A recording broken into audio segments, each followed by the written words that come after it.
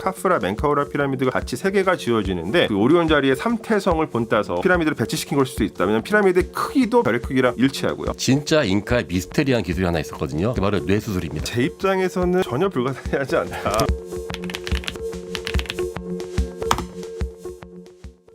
오늘은 아주 특별한 두 분을 모셨습니다. 역사 덕후들 사이에서는 이미 레전드 조합이라고 통하는 분들입니다. 경희대학교 사학과의 강인욱 교수님, 그리고 한국이집트학연구소의 광민수 소장님 모셨습니다. 안녕하십니까. 경희대사학과의 강인욱입니다. 고고학을 연구하고 강의하고 있습니다. 네, 안녕하세요. 한국이집트학연구소 그리고 한양대학교에서 이집트학과 고고학을 공부하고 있는 광민수라고 합니다. 오늘 얘기 나눌 것은 이렇게 고대 역사나 유적을 이야기할 때 가장 먼저 떠오르는 단어 불가사의에 대한 거거든요. 예전에 뭐 세계 7대 불가사의 이런 걸로 불려가지고 고대부터 이런 목록들이 존재한다고 알려져 있잖아요. 불가사의에 대해서는 일단 두 분 어떤 생각을 가지고 계신지 먼저 한번 들어볼까요? 고대 세계 7대 불가사의라는 어떤 이런 관용적인 표현이 많이 사용이 되는데 네. 여기에 여러 가지 또 약간의 맹점들이 있어요. 일단 첫 번째는 그 불가사의라고 하는 표현이 갖고 있는 아마 이거 일본 사람들이 이제 갖다 쓴 것 같고요. 원래는 약간 경이라고 하는 놀랍고 굉장히 굉장한 것들이다. 과거에 이제 헬레니즘 시대 때 보통 고대 그리스인들 그다음에 고대 로마인들이 자기들이 여행 다니면서 신기한 것들을 목록을 만들어 놨거든요. 네네. 그거를 이제 현대에 와서 무엇인가 밝혀지지 않은 비밀이 있다. 이런 의미를 담아서 불가사의라고 계속해서 사용을 하고 있는 것 같아요. 원래 이 불가사의는 불교 용어거든요. 그러니까 생각할 수 없는, 알 수 없는 것인데 원어 그리스어가 그 세아마타라고 해서요. 우리 그 극장하는 시어터 있지 않습니까? 예. 같은 뜻이에요. 볼만한 것. 예, 세계 7대 불가사의라고 했을 때 거의 세계가 전 세계냐. 그리스인들과 그 자기가 알고 있었던 범위 내. 흔히 우리가 보통 월드라고 하는 개념이 그 당시에는 그 웨큐메네 또는 오이쿠메라는데 자기들이 알고 있는 범위 내가 네. 세계고. 예, 지금 정확하게 말씀하신 그 맞는 게 일본 사람들이 랭킹 내는 거 되게 좋아하거든요. 그래서 뭐 세계 뭐 그래요? 몇 대 문명, 7대 불가사의 이러면서 이제 특히 왜 유럽에 대한 환상이 많을 때 모든 사람에게 마치 이것이 전 세계에서 가장 훌륭한 유적인 것이냐 또 포장되었고 지금이야 우리가 전 세계 다 아니까는 좋은 거 많은다지만 그때는 한 번도 안 가본 외국에 대한 경이 이런 것이 덧붙여가지고 더 확대가 된 게 아닌가. 그리고 놀랍게도 이 7대 불가사의에 들어가는 뭐 7개의 유적들 딱 확정돼 있지 않아요. 그러니까 우리가 대체로 이야기하는 것은 기원전 2세기에 쓴 그 시돈의 안티파트로스가 쓴 기록들 때문인데 안티파트로스가 오늘날 그 튀르키예 이오니아 지방에 가면은 그 에피수스라고 하는 도시가 있는데 거기에 있는 아르테미스 신전을 찬미하면서 뭐 이런 유명한 것들이 있는데 이 아르테미스 신전이 최고다라는 이야기를 하면서 앞에다가 써놓은 그 유적들을 보통은 이제 7대 불가사의로 이제 보통 얘기를 하고요. 이 안티파트로스가 이야기하는 그 목록 가운데서 바빌론 성벽을 이제 후대에는 좀 빼고 거기다가 이집트 알렉산드리아에 있는 그 파로스 등대를 넣어가지고 그 안티파트로스의 목록에다가 알렉산드리아 등대를 포함시켜서 일반적으로 그 7대 불가사의라고 불리긴 합니다. 근데 사실 뭐 확정돼 있지는 않아요. 이전에도 있었어요. 예, 이전에도 칼리마코스나 헤로도토스 같은 사람들이 굉장히 유명한 어떤 유적지들을 기록에다가 이렇게 목록을 만들어서 쓰기는 했어요. 근데 이 기록 전체가 다 아직까지 전해지지는 않고 네. 다만 이제 간접적으로 인용이 되면서 이러이러한 것들을 조금 뭐 멋있다라고 이제 서술을 했었다. 이 정도로 전해지고는 있어요. 찾아보면은 고대, 중세, 뭐 현대에도 새로 또 목록을 매기기도 했더라고요. 얼마 전에 한번 2007년도인가요? 한번 저기 스위스에서 민간 단체가 투표를 해서 뭐 맞지. 현대 그렇죠. 7대 불가사의 있는데 그거 다 좋은데 이집트가 빠졌어요 그때. 그래가지고 그래요? 난리 나가지고 뭐 같이 뭐 넣어주고 했는데 개인적으로는 랭킹 매길 수 있죠. 근데 어디에도요 과거 우리의 역사나 문화에 랭킹 매긴다는 것 자체가 국가 내지는 어떠한 문명에 대한 차별까지 이어질 수 있기 때문에 어떠한 공식적인 고고학에서는요 문명 간의 우열을 매긴다는 건 사실 있을 수가 없다고 생각합니다. 고대 7대 불가사의를 꼽히는 리스트를 보니까요. 기자의 대피라미드, 예. 바빌론 공중정원, 예. 로도스의 거상, 뭐 대부분 그리스 로마 시대의 건축물이에요. 맞습니다. 피라미드를 제외하면은 지금 실체는 거의 볼 수 없는 것들이 고대 불가사의로 남아 있긴 한데. 예, 그렇죠. 이 구조물 자체가 남아 있는 경우는 기자의 대피라미드밖에 없습니다. 이게 왜 경이로운 대명사라고 불리면서 아직까지도 전해지고 있을까?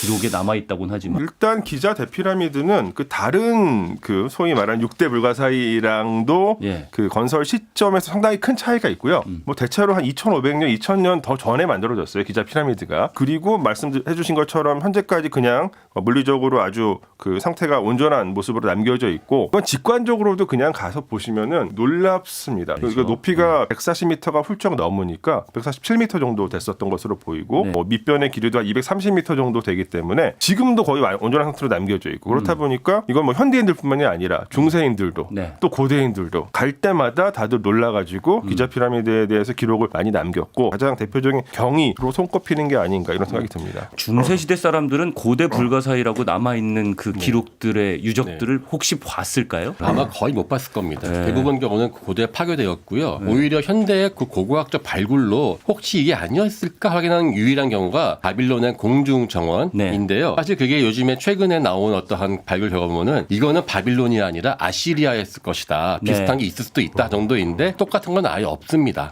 그래서 아마 제 생각에는 에페소스 나오는 그 아르테미스 여신상이 예. 요즘 가면 나와 있는 그 아주 유명한 그 젓가슴이 많이 있는 여신상하고는 다른 겁니다. 그거는 일찍이 다 파괴됐어요. 그러니까 이 에페소스 그 아르테미스 신전 같은 경우는 그러니까 뭐 상부 구조는 남겨져 있지는 않고요. 하지만 이제 고고학적으로 위치나 대체적인 어떤 구조나 스케일 정도는 확인이 되고 있기는 해요. 털을 보고 이제 스케일을 우리가 예상을 맞아요. 하는 예, 거죠. 예. 크다라는 예상을 할 수밖에 없는 크기인가요? 예, 대체로 다 이제 물리적으로 규모가 다 엄청나게 큰데 일단 아까 이제 말씀해주신 그 기자의 대피라미드는 이 모든 것들보다도 압도적으로 큽니다. 사실 7대 불가사였을 때 우리가 고대 기원전 2세기 때 여행가들이 한번 관점에서 본다면요. 정말 볼 게 없고 여행이 드물었었던 시대 때 하나 보면은 그게 엄청나게 크게 다가올 수 있었거든요. 저는 비슷한 예가 그 동방견물록의 마르코 폴로가 네. 몽골의 쿠빌라이 칸이 살던 그 저기 궁전이 있습니다. 제너두라고 하는 거. 예. 제너두가 뭐 노래도 있고요. 옛날에 무슨 영화도 있었지 않습니까? 낙원의 상징이었는데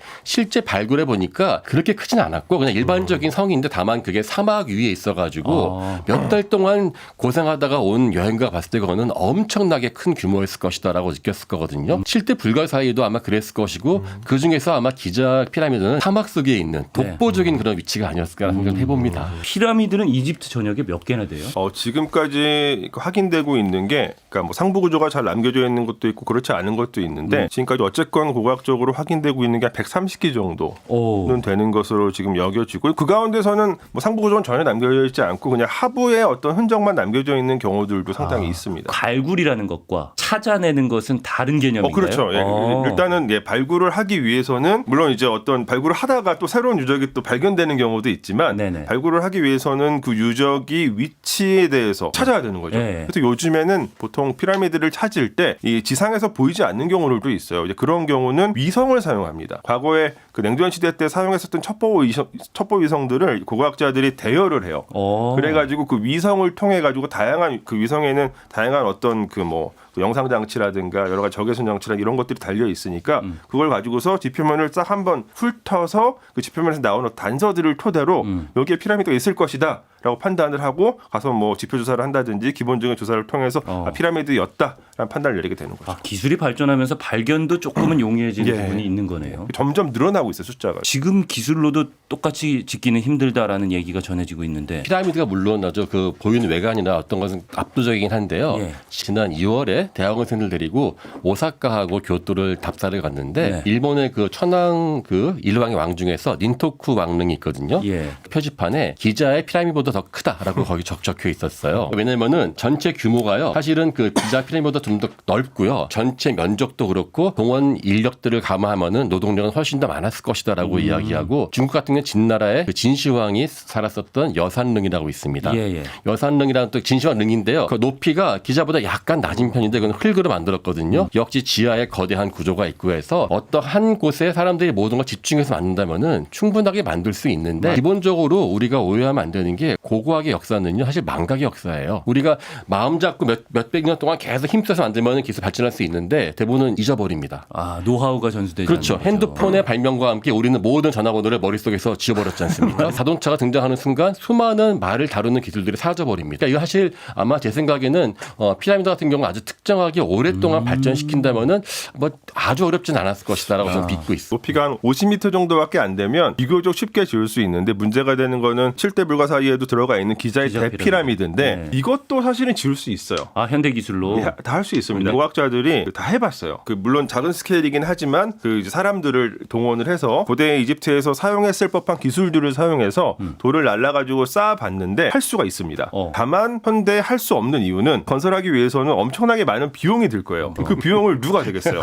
아무도 되지 않기 때문에 할 수 없다. 이전에는 강력한 왕권으로 맞습니다. 그냥 하려면 해 이렇게 해서 국가의 했는데. 역량을 총 동원해 가지고 몰빵을 해서 이제 지었다라고 한다면 지금은 뭐 그렇게 할 어떤 그 동인이 없는 거죠. 아, 비슷한 이야기가 저기 황금 예술 있지 않습니까? 신라의 금관이라든지 고대에 보면은 초원 그 이명적 등 중에서 황금이 정말 좋은 게 많거든요. 네. 제가 예전에 한번 조사를 할 때 이거 지금 하면 얼마나 들까라고 하는 걸 의뢰한 적이 있는데 근데 세공하시는 분께서 평가할 수 없다라고 이야기했어요. 왜냐면은 그 황금 원료치는 얼마 안 되는데 예. 그거를 가공하려면은 아주 값비싼 장인이 몇 달 동안 그걸 만들어야 되는데 그렇게 한다는데 그건 아무도 안 산다. 예, 그래서 이거는 값을 매길 수가 없다라고 저한테 답이 온 적이 있습니다. 그렇게 한들 안 산다라는 것은 가격이 너무 그렇죠. 높아질 예. 수밖에 없는 그거는 구조이기 때문에 금관은 지금 판다 그래도 살 사람은 뭐 장식용은 괜찮지만 쓰지는 못하기 때문에 네. 근데 판다 그러면 살 사람은 엄청 많을 것 같은데. 그 이외에도 이제 그 금관 이외에도 장식들이 있거든요. 네. 귀걸이, 뭐 저기 팔찌 이런 것들을 하나하나를 다 손으로 한 땀 한 땀 해서 한다고 하면은 네. 팔찌 하나에 몇 달씩 걸리거든요. 그렇죠. 그러면은 그거는 사실 만들 수가 없다라고 이야기 들었어요. 실제 사용할 목적에 따른 것들은 사용할 이유가 없는 거죠. 현대인들은 예, 정말 뭐 수집을 한다거나 이런 사람들에게는 예. 유용할 수는 있겠지만 사실 또 피라미드라는 게 보면 생각해 보면은요, 이게 그 흙이든 돌이든 쌓으면 중력으로 쓸어내리지 않습니까? 네. 그 정도의 형태가 가장 일반적으로 잘 무너지지 않는 그러한 각도거든요. 기자의 피라미드뿐만 아니라 전 세계의 많은 건축물들도 결국은 궁극적으로는 피라미드처럼 형태가 나오는 게 우리나라에도 보면은 고구려 고분들이 아주 흡사하게 생겼고요. 그러니까 이게 피라미드 형태가 전 세계에서 이렇게 공통적으로 나타나는 이유는 정말 물리적인 이유예요. 인류 역사 속에서 고딕 양식, 컴도 아치를 쓰거나 아니면은 그 플라잉 버트레스를 써가지고 돌을 높게 뭐 100m 이상 쌓을 수 있는 아주 좁은 면적을 가지고도 그게 이제 나타나기 전까지는 피라미드밖에 방법이 없었어요. 높게 쌓기 높게 위해서는. 쌓기 위해서. 그렇다 보니까 뭐 이집트뿐만이 아니라 전 세계 곳곳에 말씀하신 것처럼 뭐 한반도나 뭐 저기 만주나 뭐 심지어 중국이나 저기 이제 바다 건너의 신대륙에서도 피라미드 형태가 지속적으로 뭐 시대를 막론하고 문화권을 막론하고 나타날 수밖에 없습니다. 그 멕시코의 치천이트사 이것도 피라미드 모양으로 생겼잖아요. 그렇죠. 그게 뭐 한 서기 800년부터 1000년까지 만들어졌고요. 아마 대표적인 아마 마야 문명의 그러한 그 유적인데요. 높이가 한 3m쯤 되니까요. 아주 거기서 가장 대표적인 유적인데 사실 이게 다만 용도가 아예 달라가지고 보통 피라미드는 기본적으로 이제 그 무덤에 가깝다면은 여기는 주로 고대의 천문학적인 지식을 담고 근처에는 보면 고대 축구장도 있고 해서요. 사람들이 새 왕이 즉위할 때마다 이 위에서 태양을 대신하는 그러한 왕으로서의 권력을 드러내는 도구였다고 할 수 있고요. 예, 그 말씀하신 치첸이사의 그 피라미드는 보통은 이제 엘 카스티오라고 스페인어로 이제 성체라고 하는데 네. 그 스페인 사람들이 처음에 가서 성같이 생겼다 그래가지고 불렀어요. 그 마야 문명기에서 좀 후반부에 사실은 유적인데 이제 쿠쿨칸이라고 하는 그 마야 문명권에서 대표적인 깃털 날린 뱀 형태로 표현되는 예. 그 시인을 위한 신전이고,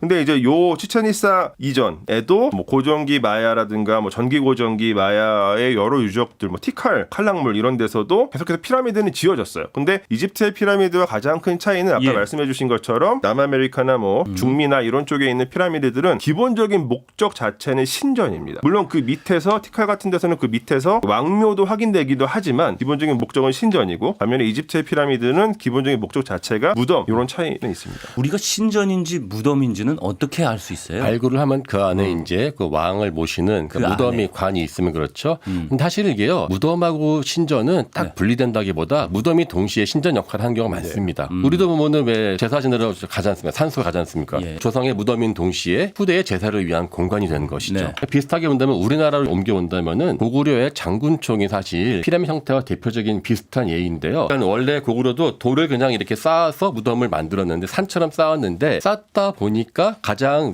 거의 안정적인 게 이 피라미드 형태가 나오거든요. 예. 나중에 이 장군총이라는 단계가 되면은요, 속은 똑같이 그 이렇게 돌을 쌓는데 겉면만 마치 피라미드처럼 돌을 쌓아서 이렇게 얹습니다. 그 비슷한 형태가 우리도 보면은 서울에도 있어요. 서울에 그 석촌동에 가면은 네. 백제 고분이 있거든요. 백제 고분 가면은 그게 이제 그 고구려 고구려 계통 사람들 무덤을 상당히 카피를 해서 만들었는데 현재는 복원해 놨는데 하는 거 보면은요 진짜 피라미드가 비슷합니다. 단이 조금 낮긴 하네요. 사실은 그 완벽히 내려온 게 아니라 원래 백제에 있던 사람들은 흙으로 쌓았거든요. 흙과 이제 돌을 그 섞어 놓은 그러한 형태인데 왜 이렇게 바깥이 피라미드를 만들었냐면요. 이유는 한 가지입니다. 이게 한번 고대 사람들로 돌아가면은요. 고대의 장인들의 가장 큰 목적은 무엇이냐. 이 무덤이 무너지면 안 돼요. 하지만 신라건 백제건 고구려건 다 똑같습니다. 예. 최대한 높게 하지만 무너지면 안 된다. 그럼 어떡합니까? 바깥을 이렇게 단을 지게 하고 계단처럼 만들어서 무너지지 않게 하는 것. 우리 어렸을 때 모래무덤 많이 해봤으니까 그렇죠. 알죠. 네. 넓게 할수록 더 높이 올릴 수 있는. 돌로 만든다면은 가장 잘 나올 수밖에 없는 구조가 피라미드가 아닐까라 생각을 해봅니다. 그 이집트의 피라미드도 아까 말씀하신 것처럼 네. 이게 기본적으로 우리가 생각하는 그 사각뿔 형태의 구조물은 무덤으로 사용이 돼요. 무덤이라고 하는 거는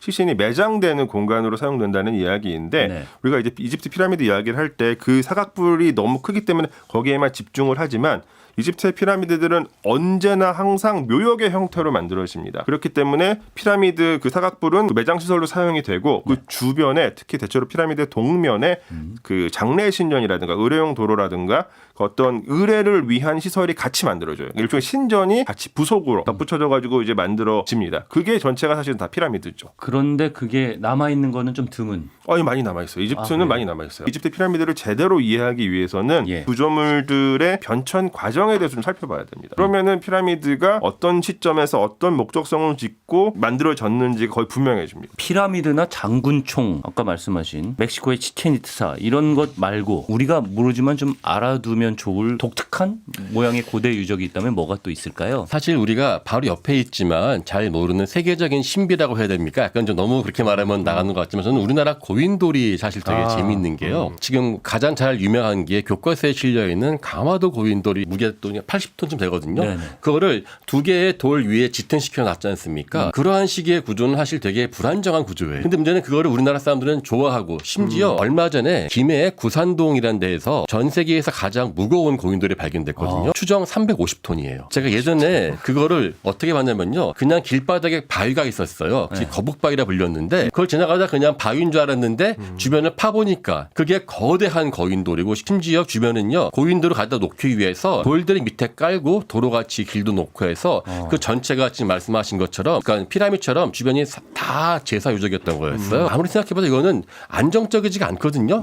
힘도 많이 들고 이게 너무나 어려운데 문제는 350톤짜리가 있지만은 뭐 100톤 넘는 것도 있고요. 근데 문제는 이런 식의 그러한 불안정해 보이는 고인돌이 지금 남아있는 게 2만 개, 4만 개 정도 옛날에 아마 있었을 겁니다. 지금 되면은 우리나라는 정말 이 피라미드과는 완전히 다른 돌쌓기 기술의 노하우가 최고가 아니었을까 싶습니다. 고인돌 말씀하셨으니까 늘 제가 궁금해하던 것이 있는데요. 큰 돌을 거기다 갖다 옮겼을까요? 큰 돌이 있으니까 그 밑을 이렇게 당연히 파가지고 옮겼지요. 옮긴다는 것 자체가 350톤을 옮기려면 우리가 뭐 과학 책 같은 거 보면 통나무를 밑에다 이렇게 옮겨서 조금 밀고 뒤에 있는 거 다시 빼서 앞으로 해서 좀 더 밀고 이런 식으로 옮겼다고는 나오는데 350톤을 그렇게 하는 게 가능할까 하는 생각도 들어요. 저도 그게 사실은요.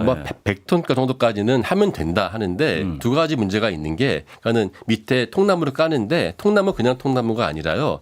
겨울에 거기에 진흙을 깔고 약간 얼거든요. 진흙을 깔고 얼어버리면은 더 잘 밀린다. 예. 그리고 이제 그게 심한 경우는 몇십 킬로 바깥에서 돌을 떼오는데 채석장에서 돌을 떼서 이 강에서 뗏목으로 오기 때문에 편했을 것이다까지 나오는데 그럼에도 여전히 세부적인 기술들은 안 나오고요. 전라북도 진안군에서 한번 고인돌을 끌고 가던 흔적이 나온 적이 있어요. 근데 그거는 사람들이 한 100명에서 200명 사이가 끌었을 것이다라고 하는데 지금 발견된 그 김해 부산동 거보다는 규모가 한 100분의 1 정도밖에 안 될 겁니다. 그러니까는 미스테리예요. 이게 옮겨왔다던가 하면은 이쪽 지방의 돌이 아니라 채석장이 저 멀리에 있는데 뭐 이런 것까지 분석이 돼야 되는 거잖아요. 그건 다 분석이 그 또 유명한 거석 유적 중에 하나가 스톤헨지잖아요. 스톤헨지. 너무 신기하죠. 대해서 좀 말씀을 드리고 싶은데 이 스톤헨지는 사실 그러니까 최근에 사실 2025년에 굉장히 재미있는 논문이 하나 나왔어요.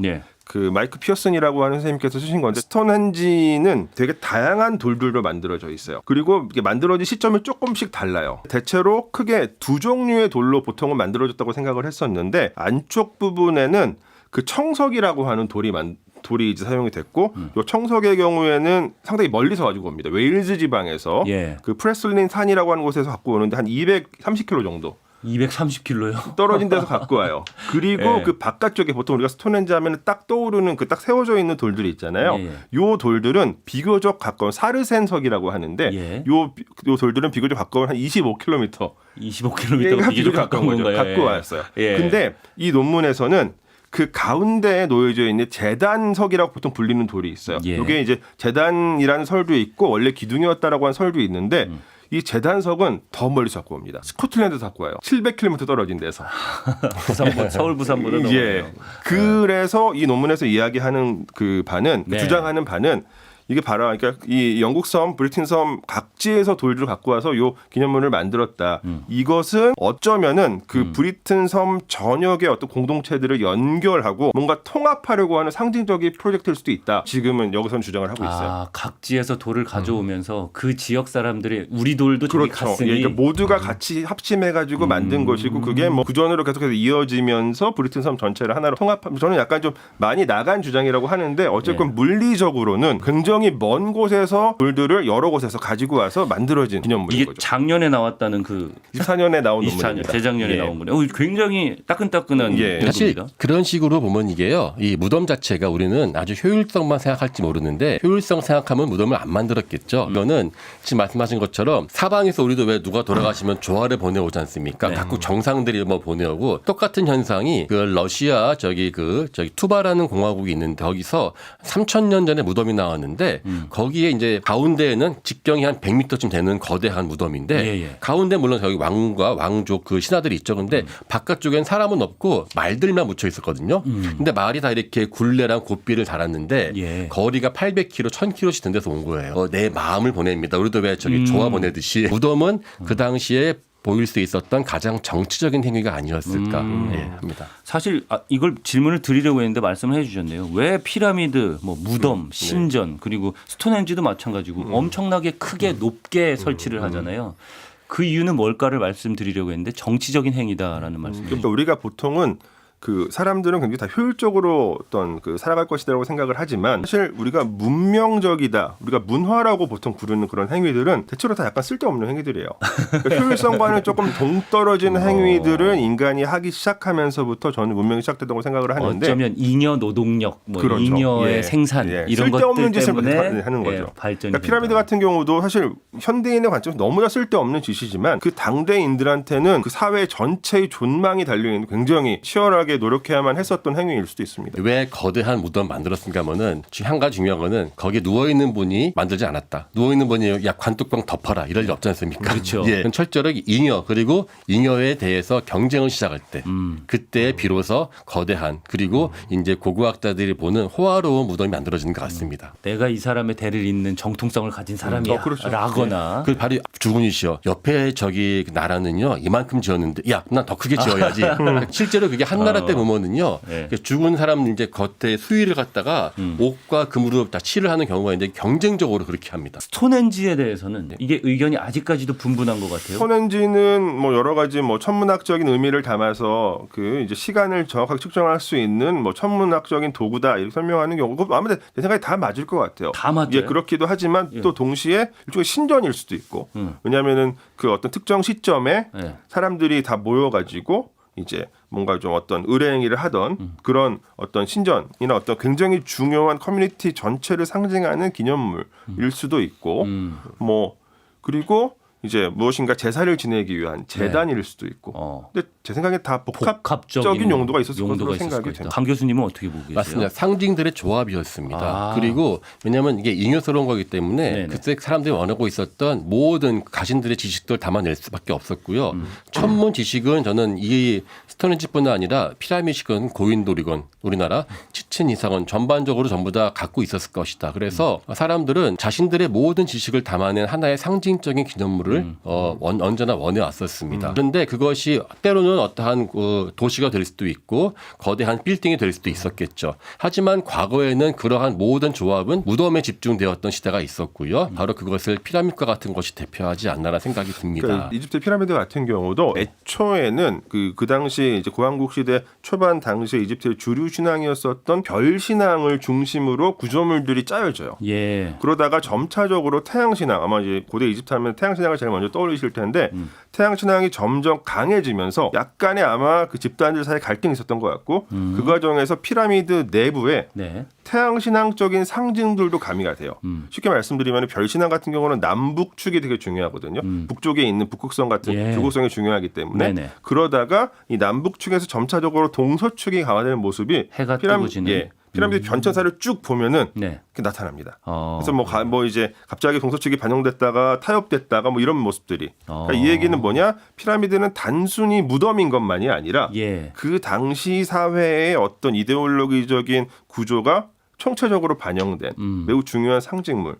이제 또 사람들이 그 어떤 그 신화 갖고 있었던 사람들의 정체성을 이제 반영하고자 했었던 네. 그런 뭐 결과물이다 이렇게도 볼 수 있을 것 그러니까 그런 이데올로기적인 문명적인 것들이 과학이랑 연관된다는 게 참 재밌어요. 맞습니다. 예, 별 신앙, 태양 신앙이라는 예. 게 별을 중심으로 한 천체가 회전하는 예. 것과 태양을 중심으로 해서 천체가 회전하는 그런 것들을 과학적으로 보면서 이게 예. 신앙으로 발전시키는 이제 거잖아요. 고대인들도 계속 관찰을 하잖아요. 하늘을. 근데 이 사람들은 지금 우리가 갖고 있는 과학이라고 하는 사유의 틀이 없었기 때문에 예. 자기 나름대로 이제 해석을 하는 거예요. 천체의 그렇죠. 움직임을. 그러면서 여기에다가 이 신화적인 어떤 내러티브를 부여를 하고 그거를 또 어떤 신앙 체계로 발전을 시켰었던 것 같습니다. 이게 피라미드나 스톤헨지 같은 경우에 태양의 뭐 24절기라든지 예. 태양의 움직임 이런 것들과 그 구조, 방향 이런 것들이 연관되는 게 많이 있다면서요. 사실 그게 그 천문 고고학이라고 해서 분야가 있는데요. 예. 저도 사실 제가 잘 아시는 분이 그걸 전공을 해서 제가 옆에서 좀 이렇게 그 어깨 너머로 본 적이 있는데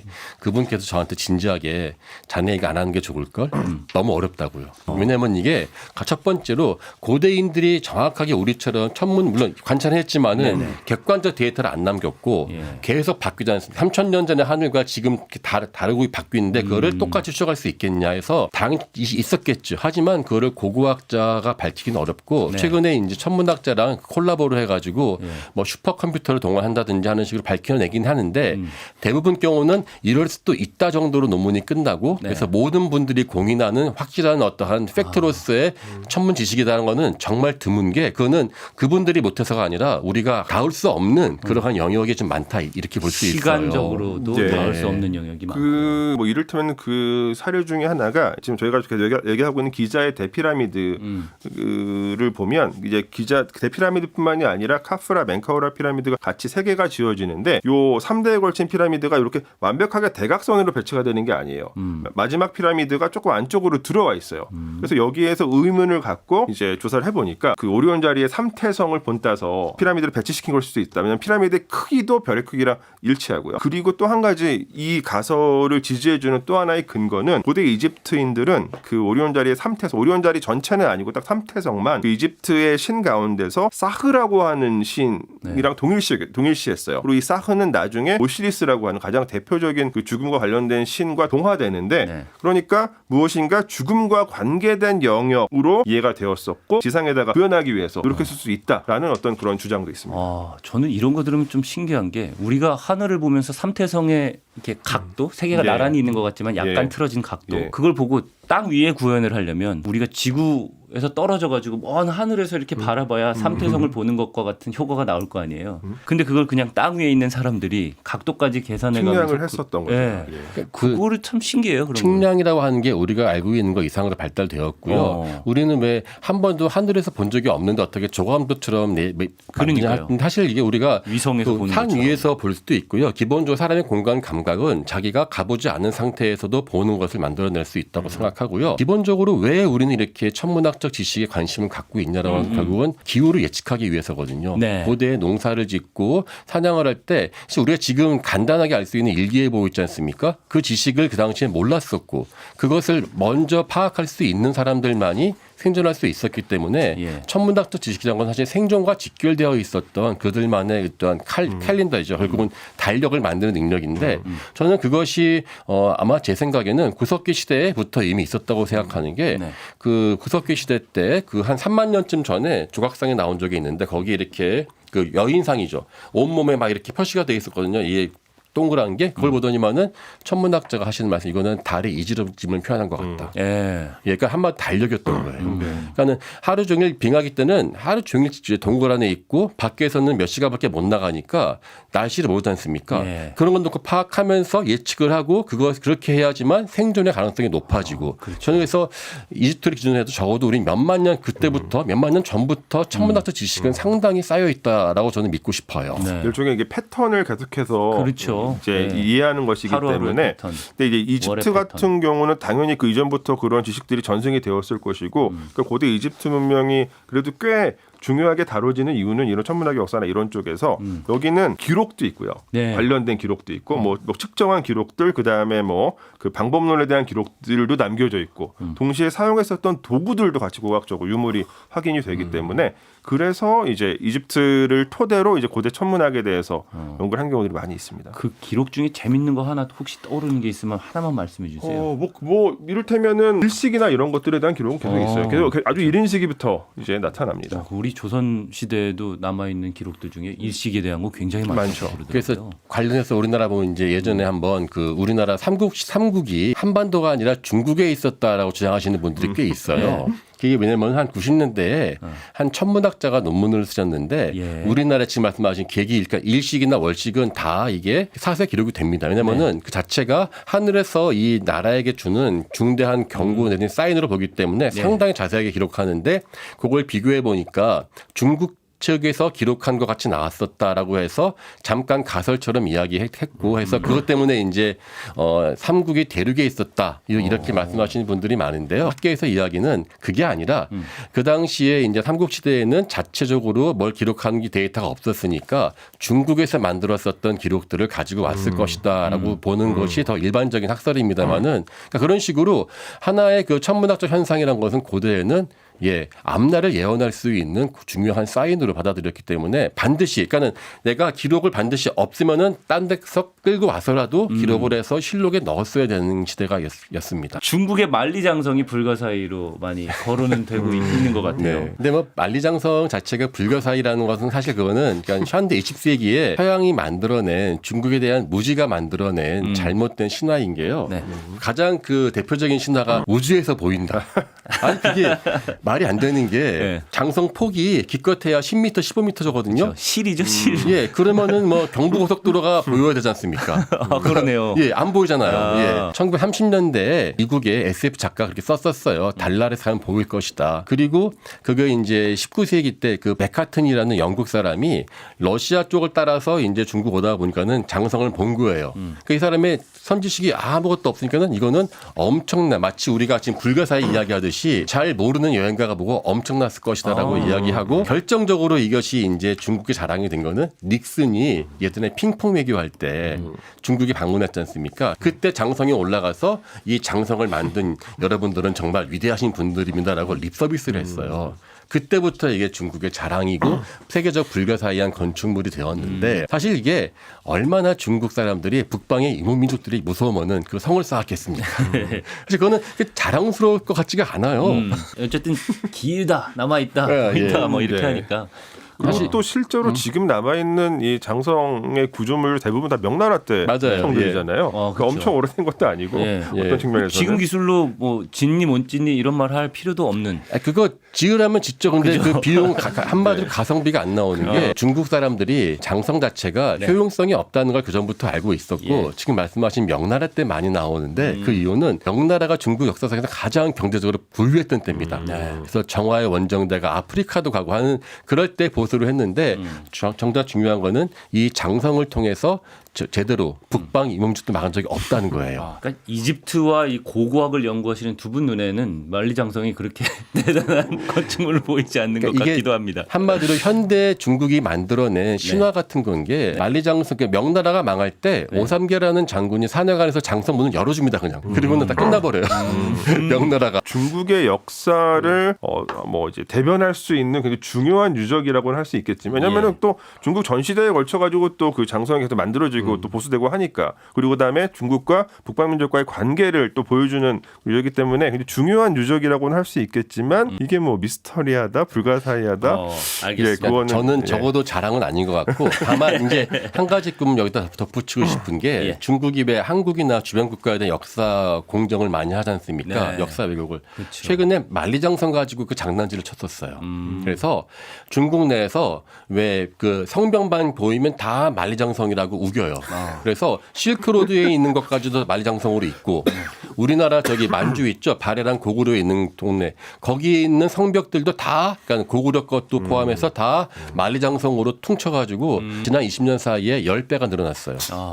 이걸 이렇게 또 역사를 현대에다 이용한다. 그런 것도 한번 알 필요가 있을 것 같습니다. 현대 정치를 위해서 동원된 역사, 그렇죠. 동원된 유적이다 이렇게 예. 말씀드리고 싶습니다.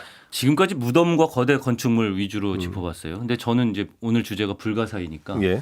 제가 굉장히 궁금했던 부분이 있는데 마추픽추입니다. 네. 공중에 이렇게 도시를 건설하는 이 마추픽추도 불가사의로 많이들 이제 말씀들을 하시는데 예. 제 입장에서는 전혀 불가사의하지 않다. 전혀 불가사의하지 않다라고 저는 이제 생각을 하고요. 해발 2,400m가 넘는 곳에 예. 도시를 지었는데요. 그리고 이게 도시라고 보통 일반적으로 불리지만 네. 사실 도시라기보다는 그냥 어떤 자그마한 성체 같은 느낌의 어떤 추락이에요. 네. 그러니까 여기에 살았었던 그 사람들의 인구 숫자가 뭐 한 800명 이 정도로 보통은 추정이 되고요. 그래서 요거는 그리고 이제 만들어진 시점도 비교적 최근입니다. 한 500년 정도, 600년 정도 된 그런 그 시설이고, 요거는 그 이제 잉카의 이제 황제들이 임시로 사용하기 위해서 뭐 별장이라든가 혹은 어떤 그 이제 어떤 그 정벌을 가다가 잠깐 이제 머물러 갈 수 있는 대피소 같은 그런 용도로 사용된 그 시설이라고 지금은 이제 보통은 생각을 하고 아니 있고요. 무슨 잠깐 머무는 곳을 그렇게 높이 지어요? 여기가 이제 기후 조건이 이제 좋으니까 시원하고 그래요? 좋으니까 지금이랑 그 500년 전 같은 경우는 1500년대, 1600년대는 또 기후가 조금 달라서 지금보다 이 동네가 비가 훨씬 더 많이 왔다 그래요. 그러니까 비옥한 지금보다 훨씬 더 이제 농사짓기도 좋고 그렇다고 해서 뭐 농경지가 엄청나게 거대한 것은 또 아니고요. 네. 그리고 또 하나 이 마추픽추 내부에서 이제 발견된 유골들이 있어요. 근데 이 예. 유골들을 이제 고병리학적으로 이제 분석을 해보니까 이 마추픽추 지역에서는 존재하지 않는 여러 미생물들이 이제 확인이 돼요. 오. 이 얘기는 뭐냐? 가져왔다는 여기에 살던 사람들은 원래 이 동네 사람들이 아니라 딴 데서 와가지고 살던 사람들이다. 근데 그 얘기는 뭐냐면 그냥 여기는 원래 이제 그 자연스럽게 생성된 추락이 아니라 그러니까 어떤 인공적으로 어떤 목표를 위해서 딱 지은 그 추락이고 이 추락을 운영하기 위해서 이 잉카 제국 곳곳에서 사람들을 데려다가 썼다.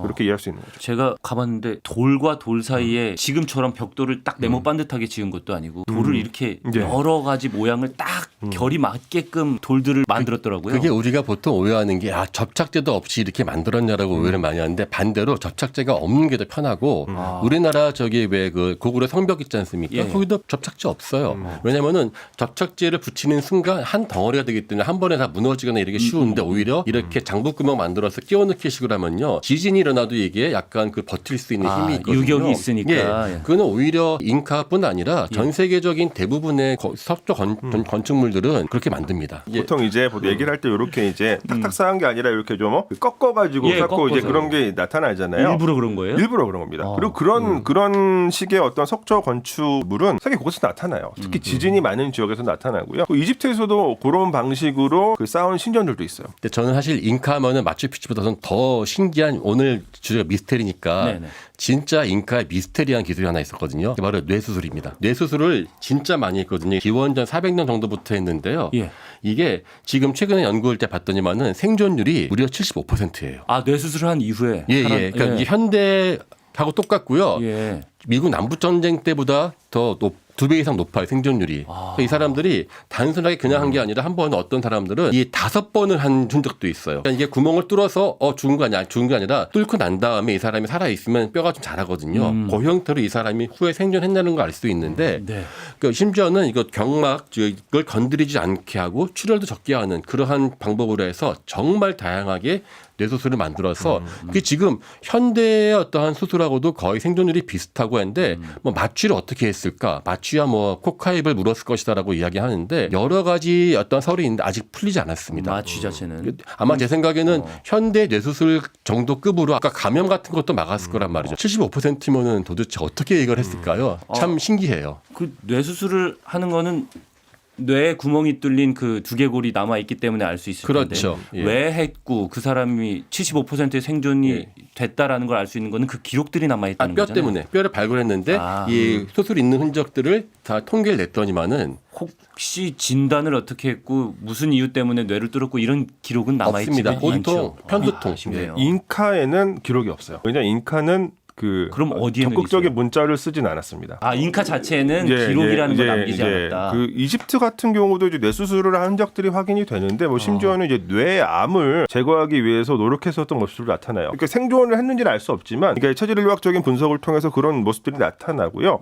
그리고 이제 고대 이집트 같은 경우는 이제 기록이 또 많다 보니까 네네네. 이 사람들은 그 외과 수술과 관련된 기록도 상당히 많이 남깁니다. 그래서 뭐 뇌 수술뿐만이 아니라 이런 어떤 골절이라든가 혹은 이제 상처를 봉합하는 그런 기술들도 상당히 많이 발전했었던 것으로 보이고, 기술들에 대한 또 상당히 상세한 네. 일종의 이제 의학 교과서 같은 기록들도 많이 남겨져 있습니다. 신기한 게 이집트랑 사실 마야 문명은 굉장히 많이 떨어져 있는 네, 곳이잖아요. 근데 그쪽에서도 어쨌든 뇌수술을 하는 흔적 같은 것들이 남아 있고 각자가 그렇게 발전을 계속 해왔단 말이죠.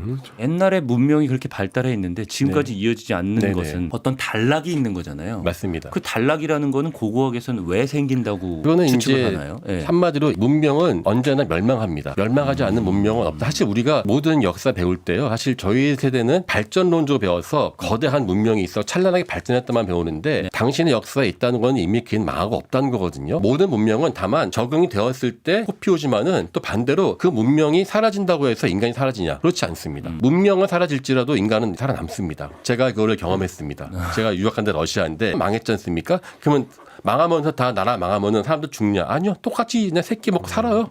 차이가 없습니다. 다만 어떠한 조합이 나와 있다가 무너지는 거는 문명이지 사람은 아니라는 것이죠. 그리고 어떤 것이 무너질 때 사람들은 잽싸게 그 문명을 무너뜨리는 게 오히려 그 남아있는 사람들의 생존을 높입니다. 그거를 굳이 막 그 무너지는 걸 마지막까지 지킨다면 다 같이 멸망했겠죠. 네. 저는 언제나 이야기하는 게 우리 모두는요. 멸망했을 때 살아남은 사람들의 후손이다. 우리는 문명의 멸망을 기꺼이 받아들였기에 새로운 문명을 유도할 수 있었다라고 봅니다. 문명이 사라지는 동의는 사실 굉장히 많이 있는데, 선생님 말씀하신 것처럼 일단 없애야 되는 경우도 있어요. 없애야지 문명이 더 살아남는 경우도 있어요. 뭐 이를테면 또 이집트 얘기를 말씀드려야 되는, 이집트 예. 문명은 굉장히 독특하게도 정말 오랫동안 그 무너지지 않고 3,000년, 4,000년 정도 유지된 문명이거든요. 예. 근데 그 이유가 자연 환경이 되게 안정적이었기 때문이고, 그런데 결과적으로 이 사람들이 이제 그 무너진 이유는 바꾸지 않았기 때문이에요.